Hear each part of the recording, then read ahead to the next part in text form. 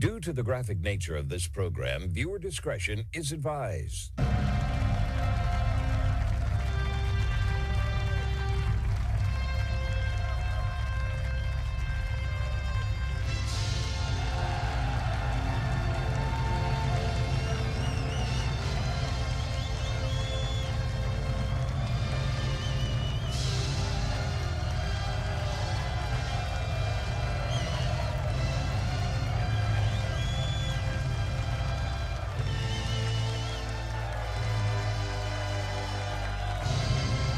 Hello, everyone. It's the Wednesday, January 28th, 2026 episode of the Marco Dre Show. Thank you for tuning in here. Today's groundbreaking news right here in America and across the board, where the facts are facts and hard truths thrive. Let's begin the best of radio. It's informative, uncensored, unapologetic, and ready to go.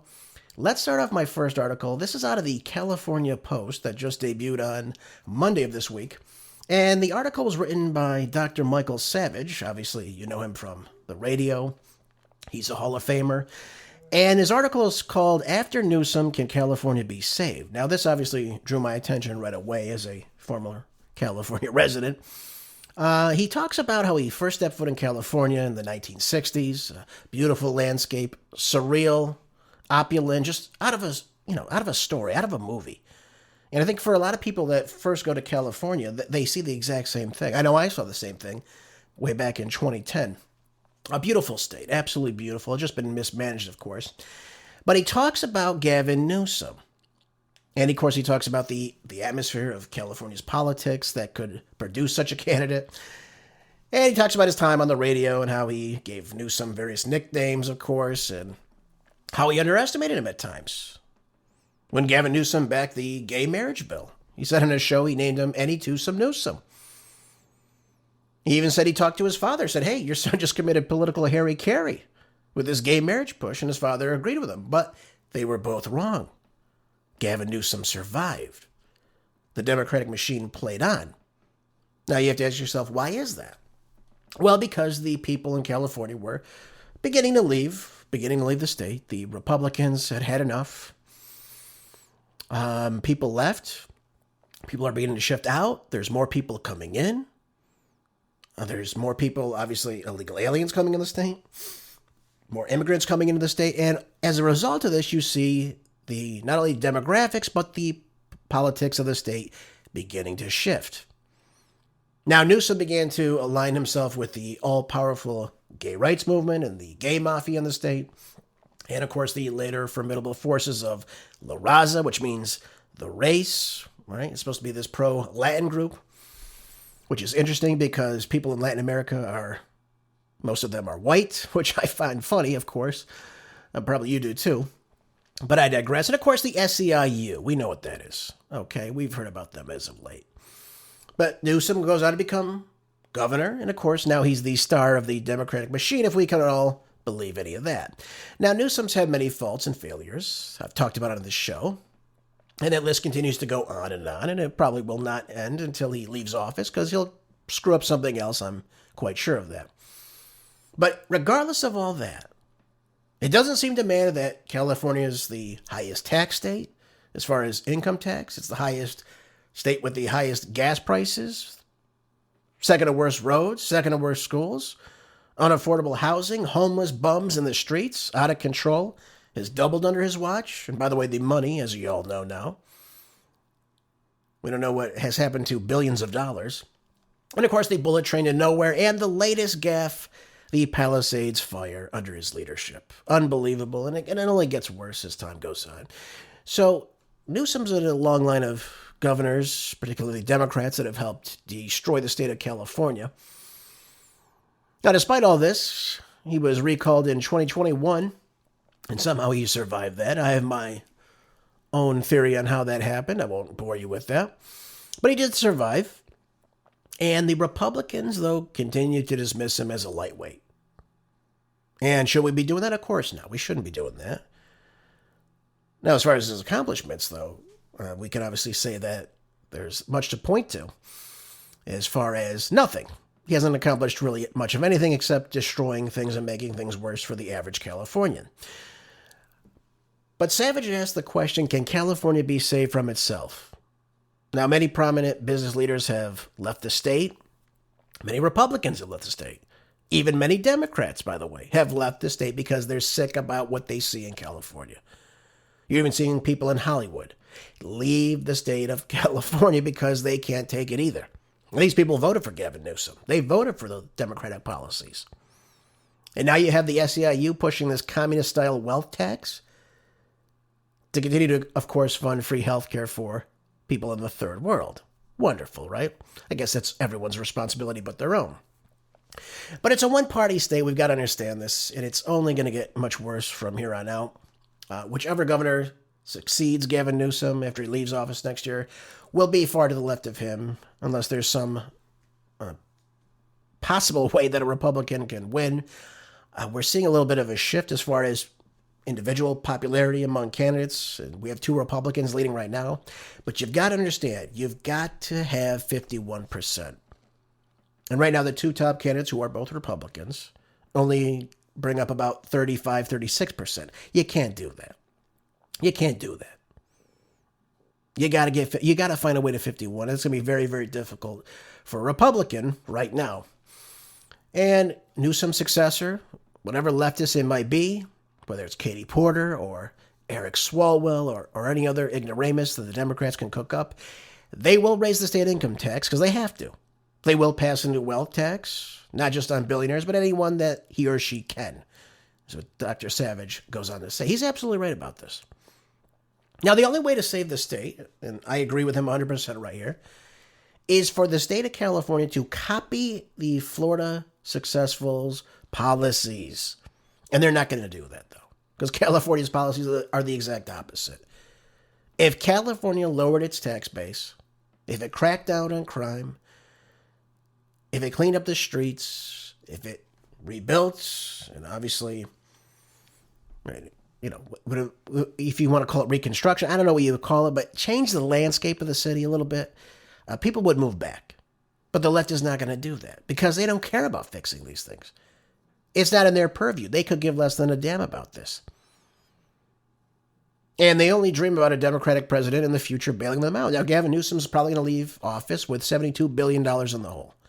It's going to be a lot of money. He was already bailed out once after already receiving a surplus when he took office, if you can believe that.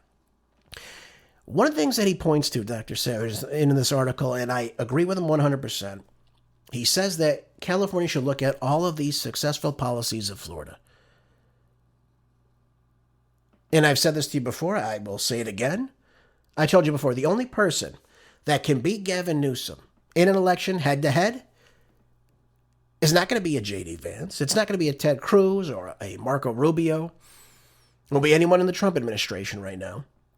And I don't think many other Republican governors can even do this. Except for one. And that is Ron DeSantis. Why do I say that to you, though? We saw Ron run in the last election. He got out of the race early on. Newsom didn't throw his hat in the ring, of course, because he knew it was political suicide for him if he were to do that. So he let Kamala take the fall. Why do I say that Ron DeSantis can beat Gavin Newsom? Number one, they're both young. In fact, DeSantis, I think, is about 10 years or so younger than Newsom. Both very professionally dressed. Both are good orators, of course. Both are very charismatic. But the one thing that can happen as a result of this is that, number one, Ron DeSantis has been a part of all the current Trump policies that are taking place in the federal government. That's number one. So he's not directly in line with the Trump administration as far as working for them. So he's got that look going for him. The second is that look at his state. He has governed his state very, very well for the last 8 years. And as a result of it, he has attracted people to come to the state of Florida. Florida has grown in population, in GDP, in freedom in many regards. He's done a couple things I disagree with. Don't get me wrong. I don't like the red flag gun laws. I despise that. I don't like the boycott laws that he put in place. We're saying you can't boycott Israel or some other nonsense like that. I disagree with that. But aside from that, the state is a free state. It is a growing state. It is a clean state. It's a state people want to go to. It's desirable. People are leaving California. There's a mass exodus of people out of California. And sadly, I'm a part of that. But here's the thing. They already debated with Sean Hannity on Fox News a year or two ago, and DeSantis destroyed him. It wasn't even close. It wasn't even close. And Newsom has nothing to say when he's checked on these issues. So you need to know what Newsom's done. You need to know what his policies have cost. And Ron DeSantis knows this because he's already done it. And as a result of that, head to head, he would just chew him up and spit him right out. He could point to Florida's policies, Florida's growth. Newsom, who likes to cherry pick certain things, he would be dead in the water. And again, juxtaposing two governors at the same time.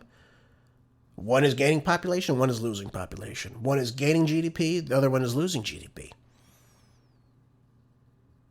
The other one has some of the best schools in the nation, the other one has the second to worst. The other one is working properly with the federal government, and the other one is not. So there's so many things we could look at as a result of this. We could look at, again, natural disasters. We could look at how DeSantis runs that. We could look at how Newsom runs that. Look at the Palisades fire. Look at the lack of rebuilding for that. Look how many people lost their properties.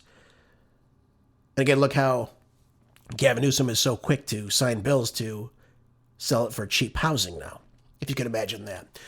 So this is an interesting article. I like this article. I think you should all go and read it right now.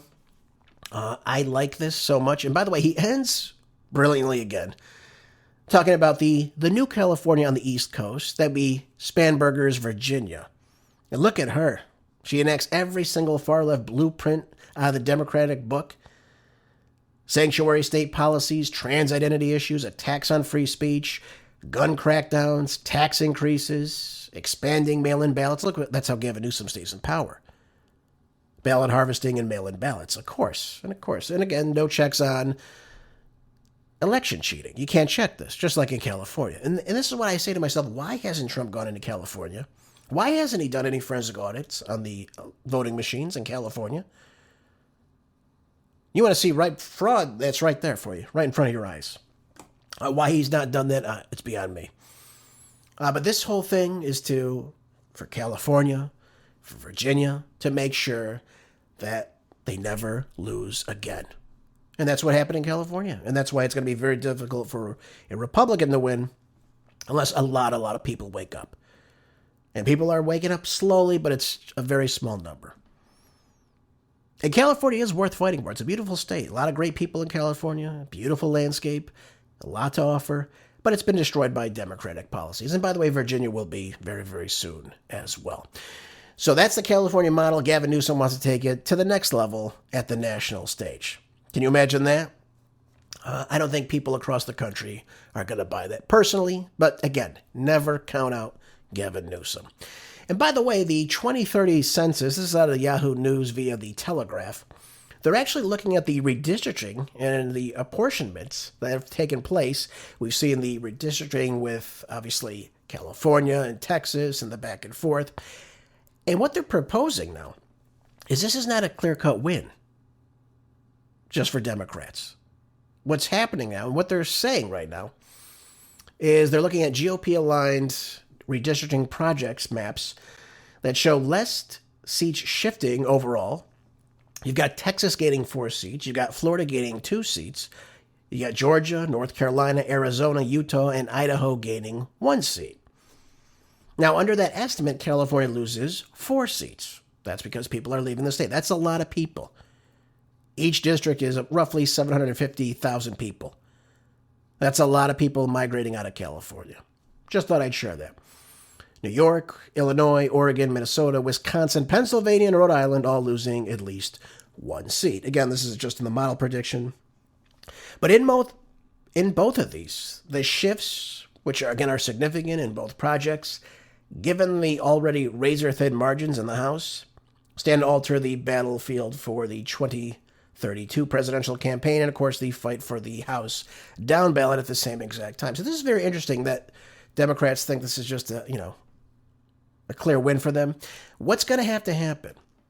And this is what they're predicting as well. They said that the Rust Belt states and the Sun Belt states will continue to be the number one battleground, as we can figure. The difference is that Republicans will be able to win the White House without a single Rust Belt state moving forward if this is the case. Whereas Democrats would have to sweep the entire Rust Belt, which I don't think they can do, and also win the entire Sun Belt.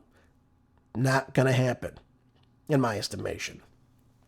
So they're going to be up against a lot, and the Republicans at this time should be scheming and saying, okay, what can we do that will allow us to win this? We've got to focus on the economy. We've got to bring back more opportunities. We've got to bring down inflation. We've got to bring up wages. We've got to cease these ridiculous conflicts worldwide, the talks about taking Greenland, the issues we have in Venezuela. All these things need to go away. And we need to focus on what's happening here in the United States. If they can do that for the remainder of the Trump presidency, there should be obviously a sweep, I think, in obviously possibly 2026. I don't know. Trump is really going to fix the economy before that, but looking forward to 2028, 2030, and beyond that, that's the way to move forward. Focus on the economy. Focus on border security. Reform ICE. All these things are going to be ways to, of course, ensure that we have a successful future in this country. Of course, the exact opposite of what the Democrats are doing. Of course, just keeping and trying to maintain power. If Trump does that, I don't know, but hopefully we will see that moving forward. You know, I want to talk about the economy quickly before I go into this next article about what's taking place in England, because it's very, very shocking to see this. And I don't like seeing this, so we'll save that for a moment. I want to talk about the possible issue we're going to have this year with the economy. And I just told you that the economy is the most important thing. People are looking at the economy. But one thing we're seeing right now is the price of gold rising. And American economist Peter Schiff, who I really like his information, says that investors should really view what's taking place with gold right now, calling it a warning sign that inflation is continuing to speed up. And the U.S. dollar is losing global trust, and of course, is a major economic reckoning that may be near. By the way, Gerald Celente is also suggesting the same thing. He said 5-6 months, this economy is going to be looking pretty bad, possibly a crash. Now, I don't say that with 100%, but I'm just telling you the way people are forecasting this based on what we've seen in the past is going to make 2008 look like a Sunday school picnic. That's what they're suggesting. So we're looking at gold and silver. And I, of course, every week on my weekly economic report, I talk to you about how gold and silver are doing. And they are warning about a bigger crisis that's going to be hit either later this year, they're suggesting, or possibly next year. Like I said, Gerald Celente said 6 months from now, 5 months from now, we could see this. And we are headed for a U.S. dollar crisis as a, sovereign debt crisis is upon us as well. This is not good. And it's not good because what we're seeing right now is central banks are buying up gold to back up their currencies. They're getting rid of their dollars. They're getting rid of their treasuries. And we're going to be headed for an economic crisis again if this continues on. So I want to talk to you about gold, though, because that's really the takeaway from this. This is what we're looking at. This is what the big indicator is of all this. We see the dollar, it's on life support right now. We see that the dollar is at a 4-year low. I just looked earlier. Gold is trading at $5,292.70 an ounce. Again, hitting record highs. This is crazy. This is crazy. And again, the price of gold hits more than 50 new all-time highs since September of 2024, folks. Why is that? Well, because the lower the value of the dollar, which again, it's dropping. You can go look at any chart. It's showing it dropping off. The higher the price gold goes. That's the way it's going to be. That's the way it always works. They work opposite of each other. In fact, the price of gold has since doubled since September of 2024. No kidding. That's why we're seeing so many new record highs constantly being broken. But what's affecting gold, and of course, what to look out for? Well, they alluded to it in this article on Fox Business. The growing national debt is a big problem. You're seeing a Federal Reserve Central Bank out of control, caused by the rampant spending of D.C. Look at the new defense bill they're proposing. $1.5 trillion. Where are we going to get that money from? Well, they're obviously going to print it out. Then you add foreign aid. You add social welfare programs, other bloated spending in the federal government, and of course, you get it. We're out of control with the spending. The printing of money, because, again, we don't have it. Other nations are buying up our debt, and the interest that is also on it, by the way, that we also have to pay for. You add global tensions into that, popping up everywhere. Did you know that CNBC, reported today that oil prices rise after Trump says a massive armada is heading to Iran? Well, no kidding. So much for peace on Earth in 2026, right? That's what he said on New Year's Eve. Anything but that. If the U.S. goes to war, here, let me just spell this out for you. War is going to be the worst thing for us right now. And it is looking like we're heading in that direction. I've been telling you that for weeks now. I said it's happening. It's going to happen at some point. I can't tell you exactly when, but everything is indicating we're going to go to war. I've been telling you this for some time now. But here's what is going to happen. If and when it does happen that we do attack Iran, gold is going to spike. And so will the price of oil. It will hit roughly $100 to $120 a barrel. That's what Gerald Celente said on his show last night. It's going to be high. Okay? And right now, Brent crude is trading at about, mid-60s. I think it was $65, $66 per barrel today. You're seeing WTI crude is trading at about $62.50 per barrel right now. And when you see gas prices like this, it's going to be ridiculous. It's going to make what Joe Biden did look like child's play. So again, if you thought what Biden did was bad, got to buckle up. Maybe even sell your car. Who knows? Maybe that's what they want you to do. I don't know. But if Iran shuts down the Strait of Hormuz, which again is 25% of the global oil trade, that's going to be gone out of the market. So now what you're going to have is demand up really high and supply really low. That's what it's going to be. Supply and demand, folks. Obviously, if the supply is low and the demand is high, the price has got to go up. Now, it's going to get even worse if they bomb every single oil refinery and the oil fields in the Middle East. You can expect even higher gas prices than what we're projecting right now because it's going to cause a global economic meltdown. That's what it's going to be. The global economy is going to shoot down. That's what it's going to be. And again, I'm praying this doesn't happen. I'm praying Trump wises up. I hope his advisors will talk him out of this. There's absolutely no reason to do this other than Israel wants us to do this. That's it. You can say whatever you want about that. But that's what's happening, okay? There's no other way for me to say it to you. Now, some of you are asking, well, what about the interest rates? Interest rates also play a role in, of course, the price of gold. As the interest rates were to increase at a time like right now, you'd see a financial crisis as well. But if you see them drop really, really low, you're going to see a weaker dollar. So, therefore, the price of gold goes up. Okay, so all these things are, again, indicating that we're going to be in for a rough time in 2026, which tells me the 2026 elections and the midterms are going to be really, really difficult for us, folks. Very, very difficult. Now, the rest of this article, give or take, some good points are made in there. But, they're talking about, GDP's up. Well, the GDP is propped up. I told you it's propped up through AI. Most of the job creation was through hospitality and in the medical field. They're projecting, what does it say here? The Atlanta Fed showing 5.4% growth in the fourth quarter of 2025. Okay. What's it in, though? Again, is it being propped up by the AI? That's a big problem. We know quarter four people tend to spend more, people hire more because there's more retail. What's really happening? Where are these jobs being created? Are they part-time jobs? Are they full-time jobs? Are they private or public sector jobs? What are they? And again, we lost 1.1 million jobs throughout 2025. That's not good. So unfortunately, as a result of all of what we're seeing right now, again, this is in Fox Business yesterday, it says consumer confidence plunges to the lowest level in more than a decade. And again, this is broad-based across Republicans and Democrats and independents alike. So this is the confidence we have, of course, in consumer spending right now. So this is not good. All these signs are showing, obviously, a negative economic output, nothing pointing to the opposite. Yes, we can point to GDP being strong in some cases, But if it's artificial, if it's propped up, obviously that's not good. And again, you see the dollar reflecting that. If the economy's strong, then the dollar's going to be strong as well. We're not seeing that. And that's a big problem with all this.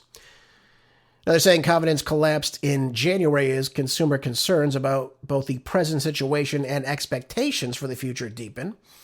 So again, people are not feeling that this economy is working for them. All 5 components of the index deteriorated across, driving the overall index down to its lowest it's been since May of 2014. Surpassing its COVID-19 pandemic depths, folks. So, again, this is people being polled. I always tell you, look at the polls with a grain of salt, but again, it's across the board. It's not just Republicans, not just Democrats. It's across the board. We've got to increase the opportunity for people. We've got to look out for the dollar. And we've got to get out of these wars. That's what I'm telling you. Okay? That's just the way it is. Increase the opportunities. I don't know if that's going to happen. I don't know what Trump's going to do. I wish I could tell you, but I can't. Nobody can right now. And nobody can tell what's going to happen 6 months from now, a year from now. But all indicators show the economy's in some trouble. That brings me to the next point, though. This is also troublesome. We talked about this a little yesterday on the program. We talked about how the kill switch is going to be put in new manufactured automobiles in the United States. So here's what the Labour Party is doing in the UK right now. They're actually opening the door to Stalinist 15-minute cities in Britain right now. And here's the problem with all this. This is not only troublesome that they talk about the idea of a 15-minute city. They're talking about how it could be, the access of all amenities within a quarter of an hour by either walking or cycling. So these small little enclaves in these cities, and that's your little 15-minute area. That's what they're trying to do here. Again, completely tyrannical, controlling your every movement. And we talked about the idea that they can shut off your vehicles if they want to. That's how they're going to try to do this. This is how they're going to sell this. And again, it's really a play out of the East German playbook here. This is what it is. Okay, this is just constant control, East Stasi-like tactics. Under this scheme, the drivers would need a residence permit to allow 100 days of free travel per year through 6 traffic filters during operations. This is what they're talking about right here. And by the way, I want to go over some things too on this. This push, of course, to control vehicles. And, of course, the scheme that they use is obviously the fake green energy movement. That's how they sell it in the United States, of course. That was out of the Soviet Union, by the way. Mikhail Gorbachev in the 1970s. Of course, now it's been issued to save the planet, of course. This Green New Deal, right, they talked about under Biden. And, of course, the attack on carbon dioxide and, of course, methane from livestock. So we've got to kill all the livestock. We've got to destroy all the vehicles. That's what they're trying to tell us. Buy an EV, which, again, are not reliable. But, despite this whole scheme, of course, that CO2 plays virtually zero role on the greenhouse effect, proven by the Vostok ice core samples, what we're seeing here as a result of this is that CO2 doesn't cause warming. And, by the way, methane doesn't either. By the way, methane is 0.00019% of the overall atmosphere. Carbon dioxide is 0.042% of the overall gases in the atmosphere. In other words, it's nothing. And yet they're telling us it's causing a global meltdown. Well, let me ask you this. Where in the atmosphere are we seeing any type of environment that people have not seen before? In other words, where is the climate so out of control that people are no longer able to inhibit this whole area? It doesn't make any sense, folks. That's the problem. None of this makes any sense. We've seen no significant sea level changes anywhere in the world. They'll sell you the whole, Venice, Italy. Well, folks, Venice is built on the water. Venice is flooding in some place. Well, no kidding. It's on the water. It's built over water, folks. It's not built on the land. So these whole things, we've seen none of this change. We can look at the Vostok ice core samples. Brilliant scientific research, peer-reviewed, showing that CO2 does not cause warming. They've proven it. What they did, they drilled into this frozen lake, this Lake Vostok in Antarctica. They drilled about 1.5 miles, 2 miles down, whatever it may have been, I don't know. And what they did was they pulled up about 420,000 years of data. And what did they find? Well, they found in times where there was warming and cooling. Okay. But what did it tell us?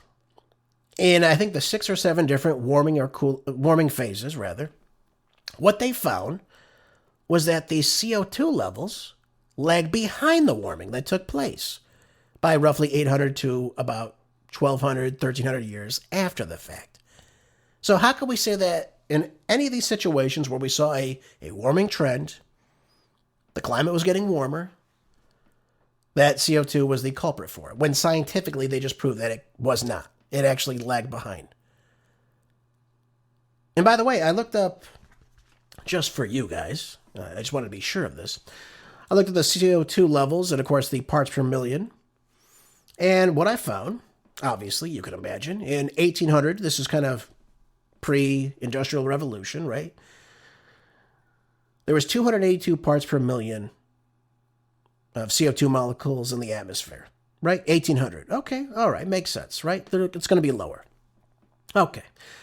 In 1900, it was 295. All right, so the industrial revolutions continued. We got railways. We got all this, we're burning CO2. We're putting it in the atmosphere, among other things. All right, so it's rising. Then we go to 1950, right? 1950, it was 310, so it's increasing, right? Then in 2000, it was 370. But wait a minute. Today we have 422, some say 427, depending on who you talk to. But the problem with all this, throughout the 1900s, we had warming phases and we had cooling phases. Now, folks, if we had both warming and cooling phases throughout the 1900s and to current time, right? Just said right now we're in a minor little cooling phase that we're about to approach. If CO2 has been rising the whole time, right? If you look at a chart, it's going up. But you're seeing the climate temperatures shifting. It's warming and it's cooling. How could you then pinpoint that carbon dioxide is causing both? It doesn't make any sense, folks. It doesn't make any sense. Now, what they'll do is they'll point to highs and lows and tell you you shouldn't drive a car, you should drive an EV. This is what this entire push is for. And by the way, the amount of methane in the atmosphere is not even 2 molecules out of a million. Here they're saying we've got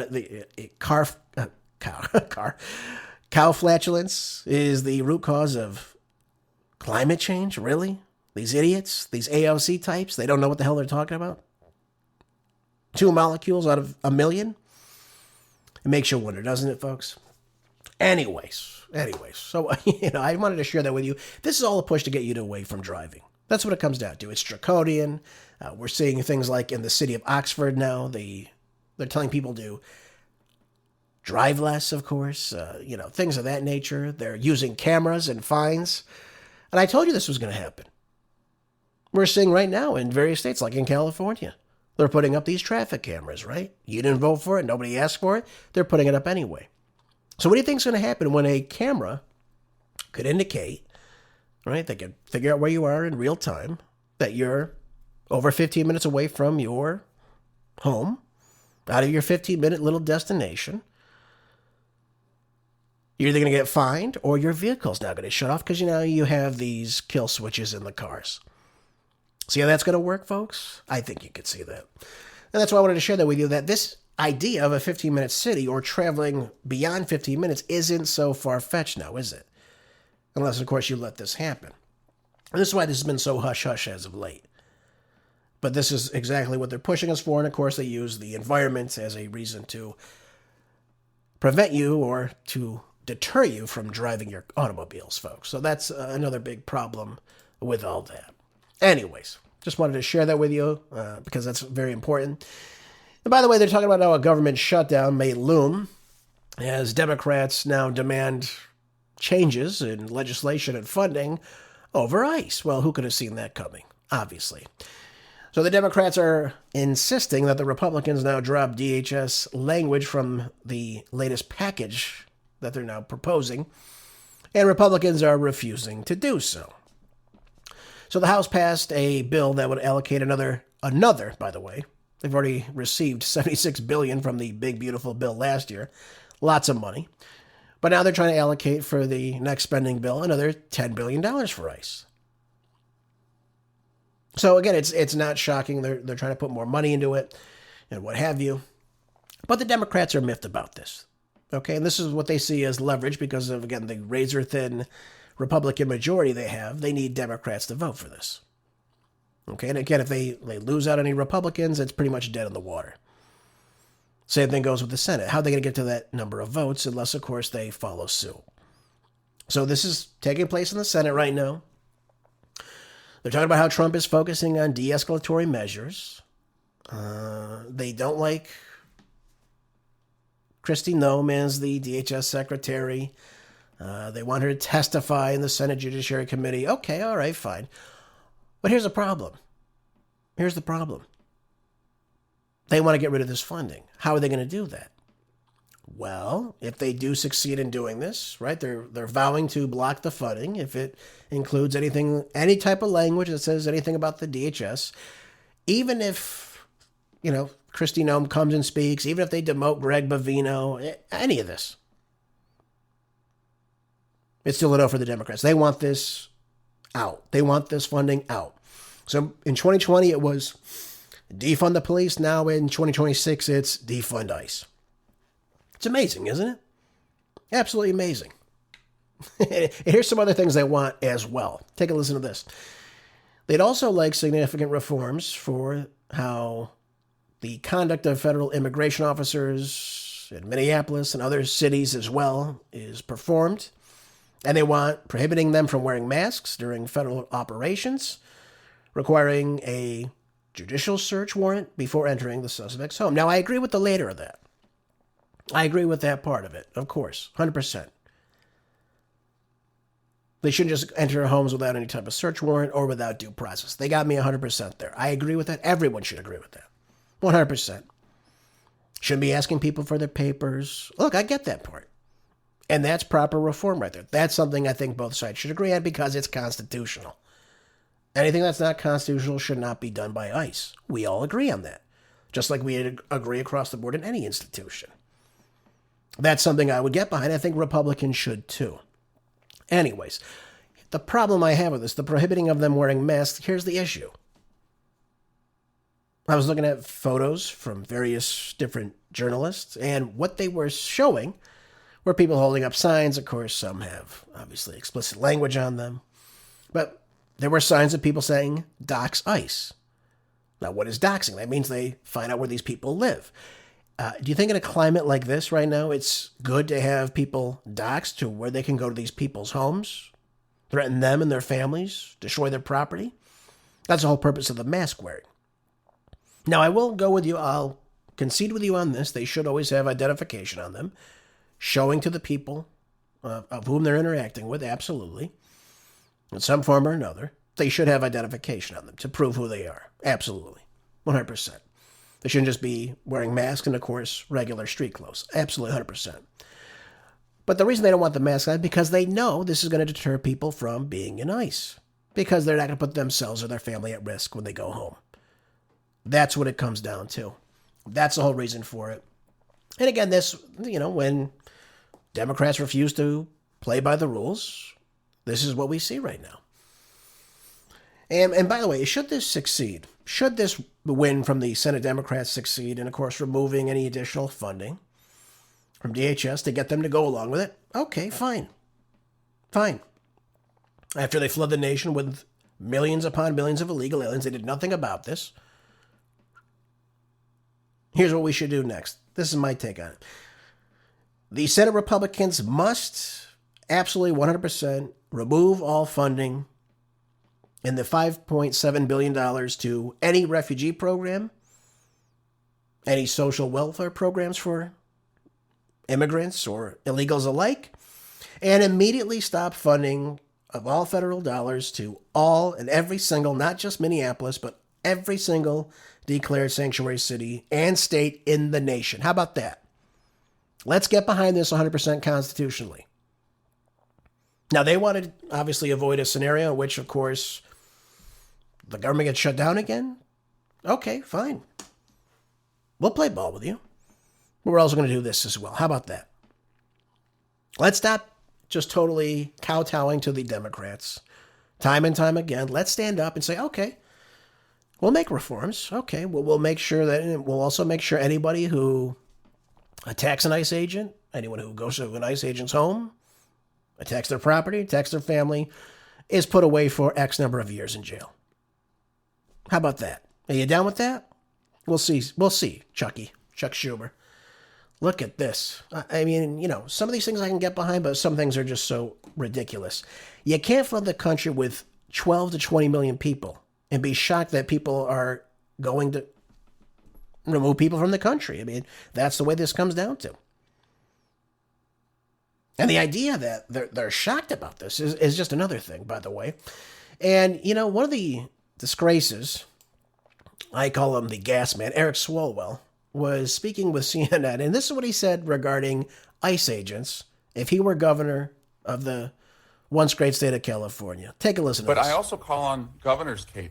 Governors have immense powers, and I have said that when I'm governor of California, if you wear a mask in California, you're losing your driver's license. If you have worked for ICE in the past, you are unhireable in our state. That law enforcement will prosecute you for kidnapping, battery, assault, murder on the people in our communities. We have to go on offense as governors. Otherwise, the most vulnerable people in our communities and the people who are protecting them, like Preddy and Good, will continue to be killed. Okay, I don't know what he's referring to there. Preddy and Good are preventing people from getting... I don't know what he's saying there. What is he saying?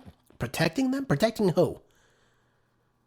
Does this idiot not know the laundry list of people that were arrested in the last couple of weeks in Minneapolis? The 1,500 people that had criminal records?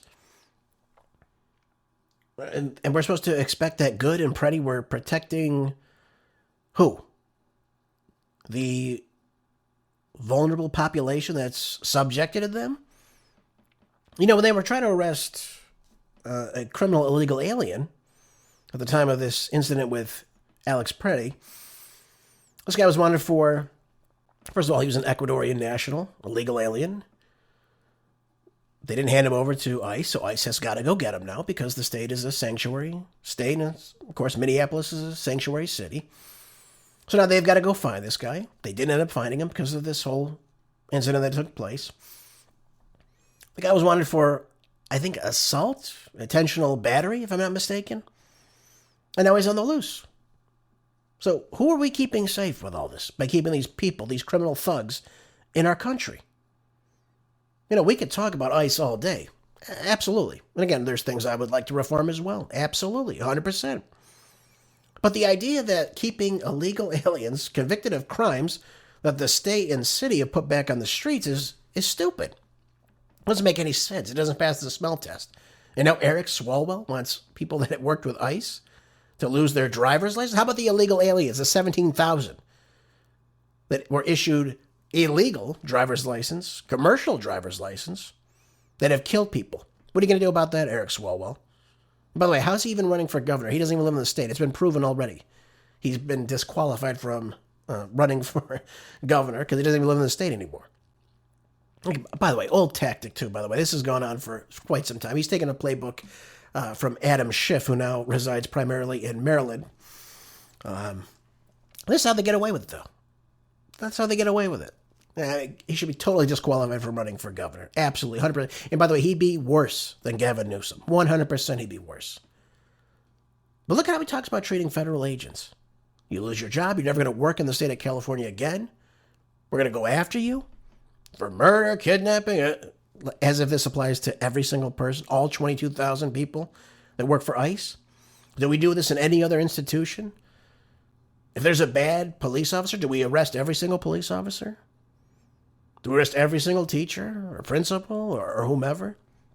Of course not. It's stupid. Absolutely stupid. That's because Eric Swalwell is completely stupid. He's a complete dunce. 100%. All right, James O'Keefe, as you know, went undercover inside Minneapolis, and he went face-to-face with the mob. And he actually found out some really interesting information as time went on. And I wanted to share it with you all. By the way, Andy No, who's an investigative journalist as well, found out some interesting information. And James O'Keefe was subject to being accosted, obviously by the violent mob. And you'll be interested to know that they went undercover inside the mob and they were surrounded by these agitators, not peaceful protesters, not people who were looking for due process, that people that simply hate ICE. That's what it comes down to. And these agitators admitted what groups they worked for on hidden cameras, right? Because they're all such geniuses. Anyway, so this entire network of these NGOs, these unions, think about the SEIU, okay? In fact, there was an activist group, including the SEIU, Make the Road New York, was in Minneapolis for some strange reason. Well, of course, they're paid to go there. That's what it comes down to. Lots of money flows through this. The Independent Socialist Group are also behind all this, is what James O'Keefe says. So this is very well orchestrated. This is very well funded, and these people are not even from Minneapolis, by and large. Okay? Just so we're clear about all this. So we know that they were accused of being feds. Once they were found out, they were chased, they were tear gassed, they were hit. And of course, his life was threatened as well. I talked to you about that they received death threats via text messaging over the weekend. And his crew brilliantly still and strongly stayed on the streets and collected more information, and this is what they've figured out. They said that the autonomous zone we were in had zero police presence. Press were interrogated about their identity, and anyone who was not on their side became a target. That sounds peaceful, right? And again, where is the state police? Where is the city police? Where are they? Nowhere. Because they wanted this to get out of control. He said, we're, and he's referring to the Independent Socialist Group, an international organization fighting ICE. That's their job, is what a protester named Peggy Wang said. This is what they're admitting. Now, James said that the hodgepodge of NGOs and nonprofits are funding these anti-ICE protests. Another nonprofit, Make the Road New York, received $16 million in government grants. Government! This is your taxpayer dollars. Imagine that. At one point, another leftist agitator ambushed James and his team, saying, not press, that's a blinking Fed. Wonderful. So we see how the money moves around, and of course, all this takes place, and of course, how these people are violent and they attack people. And it's not a peaceful protest. It's completely out of control. And by the way, I want to talk to you also about this group called Defend the 612. And this is a Minneapolis-based group. 612 is the area code. And it's important to, again, note that these groups get money from particularly the Tides Foundation. They received money from them, $10,000. The Porteous Fund, I don't know what that is, but again, $10,000 for Rights and Justice in 2021. So that's money flowing through. The Open Society Foundation, that is George Soros and his son Alex Soros, funding $2 million since 2019, with a portion supporting general social welfare activities. Again, this is just this one group. The Ford Foundation contributing $150,000 in 2024, $550,000 in 2025. And the MacArthur Foundation gave $250,000 in 2024. Again, these organizations have been involved in supporting anti-ICE activities in these related movements that are not being peaceful. These are various left-wing organizations, folks. That's what this is. It's to create chaos on the streets. It's not just a simple protest, okay? And again, to be constitutional, it's got to be a peaceful protest. That's not what this is. That's not what this is turning into. And by the way, according to the brilliant work of the Daily Signal, again, we see the corroboration, of course, of both the Open Society Foundation, the Ford, the MacArthur, the Tides Group, and the 63rd Fund, along with their allocating this money to groups, again, like Defend the 612, which promote anti-ICE operations. Okay, so again, these are all well-funded. This is what they do. And by the way, Andy No went in to actually kind of, I guess, stealthily figured out how to get into one of these group chats. And this is what he revealed. He said, in recent weeks, Outside of PJ Media, numerous Antifa-linked revolutionary anarchist collectives have promoted organizing guides, so they actually have a guidebook, that explicitly instruct extremists on how to carry out obstructions in these campaigns. Does that sound peaceful? No, of course not. The guides recommend using the Signal messaging app. Remember, we heard that Alex Preddy was a part of the ICE Signal group, okay? Again, another well-funded group. It's operations that are problematic. He said Signal has become the preferred platform for this mass coordination. They use it to share real-time locations, vehicle descriptions. That's how they got James O'Keefe and his crew's vehicle description, where he was going. And, of course, they target individuals. Again, look at James O'Keefe. We saw this play out, and he has the information to back it up. So this corroborates what Andy Ngo is saying, as well as tips for minimizing legal accountability. This is how these activists are able to show up at these ICE enforcement actions as soon as the agents start arriving on the scene. That's why Alex Preddy and the people he was with are there with their whistles, blowing it. And again, they can record all they want. But again, this is all to create chaos on the scene. It goes on to say, too, the Signal chat reveal individuals and groups with the fear, with the hysteria, that they probably don't even trust their own family members if they were to belong to these chats. So there's a lot going on here, okay? And he said the mood inside these groups is one of distrust, of paranoia, of public scrutiny, and again, particularly from users on X, is what he said. And what they're saying, too, he goes over a conversation about a message in the group, saying that right-wingers are trying to get into so many chats right now, is what the administrator said, and they use different various names. They don't use their name, for example. They use a moniker. Never put anything in Signal you wouldn't want read back to you in court. No Signal group can fully protect you from unfriendly eyes, is what they're saying. So they're getting a little bit more brazen about this. They're getting smarter about this. And again, as time goes on, we're seeing how well-functioning, well-organized, well-funded all these groups are. And there's lawyers behind it. There are lots of different people that aid and abet this. And this is how they're operating. So that's why I said, if Congress is going to remove money from ICE, okay, fine. We're gonna remove money from any federal funding into these cities. Absolutely, 100% that are backing this behavior. Again, a peaceful protest is a peaceful protest. That's fine. I could care less. Recording the cops, fine. Okay, whatever.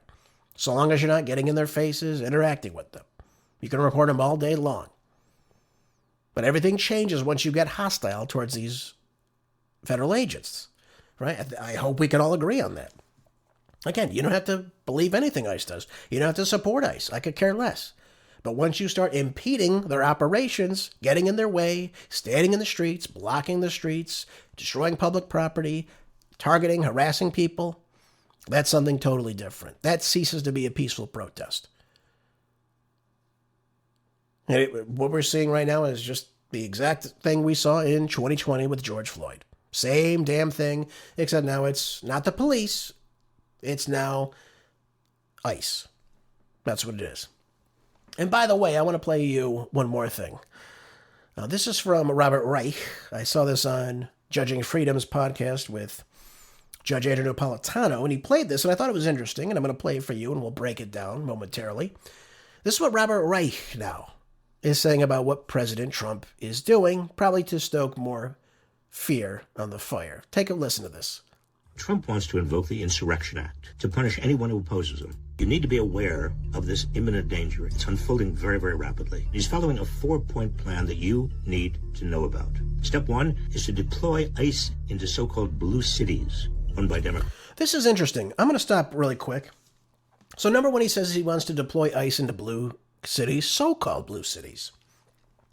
What the hell is a so-called blue city? Either it's a blue city or it's not. Now, I've heard him in the past, he's talking about blue states and red states. So obviously these exist. So what don't we agree with? Minneapolis hasn't had a Republican mayor since 1973, folks. That's 53 years. Over half a century ago. Haven't had a Republican governor since 1981, 45 years. Last time the state legislature chambers had either Republican majority in the upper or lower chamber was 1979. That's who's writing all these bills. Oh, by the way, they haven't voted for a Republican president since 1972. So the so-called, I love this. I guess Robert Reich is a so-called liar and a fraudster and a little commie himself. Let's keep listening. These masked and armed ICE agents are wreaking havoc on American cities. Now, we talked about this. They're wreaking havoc. Okay. Again, I'm against anyone violating due process. That's what he just said. They're wreaking havoc. They're wearing masks. Okay, if they're wearing masks, I just explained that to you. They don't want to be doxxed. We know that you are doxing them, and we know that you have the groups that are well funded to, again, explain and target people. Show where they are. Show what license plate vehicle they have. Pinpoint where they are. Putting people in various parts in all these cities to identify these people and threaten their lives. They openly told James O'Keefe, you have an hour to get out of Minneapolis or you're dead. We'll kill you. He doesn't mention that, does he? Again, I'm with him. I don't want ICE to violate due process at all. I don't want ICE to hurt anybody. I don't want to see that. But I always told you there's two sides to every coin, and they're not flipping the other side of the coin here. And violating due process. They're arresting people outside immigration courtrooms. They're raiding homes in the middle of the night and detaining children and adults, including American citizens. They admit to using racial profiling. Okay, I want to pause here again. He talks about arresting Americans, by the way. And I just want to share with you of the 2025 stats that I can come up with. I believe they arrested 331,000 people in the entire year. Again, I thought that was a very low number. When we look at what people have done in the past, like Eisenhower, very low number. Of that number, he says they're arresting American citizens, they're arresting children and parents in the middle of the night. Okay, all right. Of that whole number, 170 have been American citizens, folks. So I just want to, again, give you the right context, that he makes it sound like they're just taking everyone and everybody off the streets. That's not what's happening. Just want to be clear on that. Again, it's obviously a misstep. I don't want that to happen. But the idea that he's saying they're attacking American citizens as well, again, it's a less than 1% of the overall people that are arrested by ICE are American citizens. These aggressive tactics are provoking demonstrations, which leads me to step 2, exaggerate the scale and severity of the protests. Trump has described Portland as a war-ravaged city burning to the ground, but Portland's own police chief has debunked that. City of Portland is about 145 square miles. This is one city block. Even the events that are happening down there do not rise to the level of attention that they are receiving. And Trump continues to describe Chicago as a war zone. But recently, that's because of ICE agents who've sprayed tear gas, pepper balls, and rubber bullets into crowds of journalists and protesters gathered outside a detention facility. But by the way, he failed to mention one of the so-called protesters that actually shot into the Broadview facility and actually killed people inside, not ICE agents. I guess he failed to mention that part of the peaceful protest as well. That doesn't seem to matter to Trump. It's all part of a plan to establish a pretext for step 3, deploy National Guard troops. Trump is deploying hundreds of National Guard troops from red states like Texas into blue states. So wait a minute. I thought he said so-called blue cities, but now we definitely know what a blue city and a blue state are, apparently. Interesting, Robert. Very interesting. Like Oregon and Illinois, against the wishes of Democratic governors. This is continuing to enrage an already outraged public. Okay, so that's fine. All right. For example, he brought the National Guard into Los Angeles. There was upheaval in the streets, right? ICE was conducting their operations. There were people in the streets, again, provoking, like we've talked about.